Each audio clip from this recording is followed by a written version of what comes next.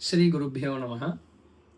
ஸ்ரீமத் பகவத்கீதை அர்ஜுன விஷாத யோகத்தினுடைய 35வது ஸ்லோகம். ஏதான் நஹந்துமிச்சாமி கணதோபி மதுசூதன அபி த்ரைலோக்ய ராஜ்யஸ்ய ஹேதோஹ கின்னு மஹி கிருதே.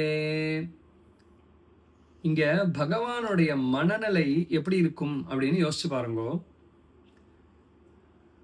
அங்கேருந்து வந்து இப்போ நீங்கள் இந்த ராஜ்யத்தை கொடுக்கலன்னா அந்த அத்தனை பேரும் கௌரவர்களை ஒழிச்சு கட்டுவேன் அப்படின்னு சொன்னால், தர்மபுத்திரட்ட பிரதிஜை பண்ணான், அண்ணா அத்தனை பேரையும் கொன்று இந்த ராஜ்யத்தை ஜெயிச்சு உங்களுக்கு கொடுப்பேன், சந்தோஷமா இருங்கோ அப்படின்னு பிரதிஜை பண்ணிட்டு யுத்தத்துக்கு வந்திருக்கான் அர்ஜுனன். பகவானிடத்துல போய் நீ எனக்கு சாரத்தியம் பண்ணணும், உன்ன மாதிரி ஒரு சாரதி எனக்கு கிடைக்க மாட்டான் அப்படின்னு அவரை சொல்லி அங்கேருந்து கூட்டின்னு என்னுடைய சேனையை, என்னுடைய ரத்தத்தை கொண்டு 2 சேனைக்கும் நடுவில் கொண்டு நிறுத்து அப்படின்னு சொல்லி அவ இந்தாப்பா கொண்டு நிறுத்திட்டேன்னு சொன்னதுக்கப்புறம், இவாளா அண்ணன் தம்பியா அப்பாவா தாத்தாவான்னா, ஏன் இவாளோட தான் யுத்தம் பண்ண போறோம்னு தெரியாமையா வந்தான்? இந்த துரியோதனாதிகளை கொள்ளுவேன்னு தானே கிளம்பி வந்தான். நேரில் அவளை பார்த்ததும் ஐயோ அப்படிங்கிறான். நான் இப்ப இந்த ஸ்லோகத்தை சொல்ல போறான். இவருக்கு ஏதான் ந ஹந்துமிச்சாமி. கிருஷ்ணா மதுசூதனான்னு கூப்பிடுறான் இந்த ஸ்லோகத்துல.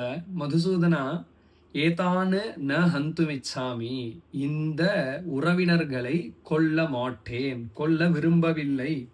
ஏதான் ந ஹந்துமிச்சாமி, அந்த உறவினர்கள் எனக்கு பாவம் பார்க்காமல், பாவம் அர்ஜுனன் நமக்காக அவன் யுத்தம் பண்ணாம இருக்கான் அப்படின்னு கன்சிடர் பண்ணாம ஆயுதத்தை கீழே வச்சுட்டு உட்காண்டிருக்கக்கூடிய இந்த அர்ஜுனனை கொல்லட்டும்.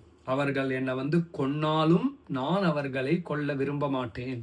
கணதோபி மதுசூதனா, நான் கொல்லப்பட்டாலும் அவர்களை நான் கொல்ல மாட்டேன்.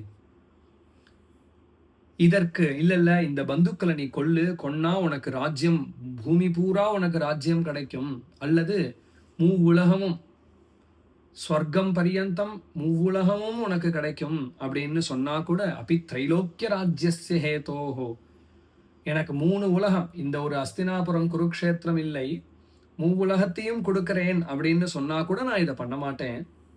அப்புறம் என்ன இந்த இத்தினோண்டு பூமிக்காக நான் ஏன் பண்ண போறேன் அப்படின்னு சொல்றான். இதெல்லாம் கேட்டுன்னு இருக்கிற பகவானுக்கு எப்படி இருக்கும் மனநிலை? ஐயோ பாவம், யுத்தம் பண்றேன்னு இங்க இவாளை, யாரோட யுத்தம் பண்றேன்னு தெரிஞ்சு இங்க யுத்தத்துல இவாளை நேர பார்த்ததும் புலம்புறது இந்த ஜீவன் அப்படின்னு நினைச்சிட்டு மந்தஹாசம் பண்ணிட்டு பகவான் உட்காண்டிருக்கார் அப்படின்னு இருக்கு. மேற்கொண்டு அடுத்த ஸ்லோகங்கள்ல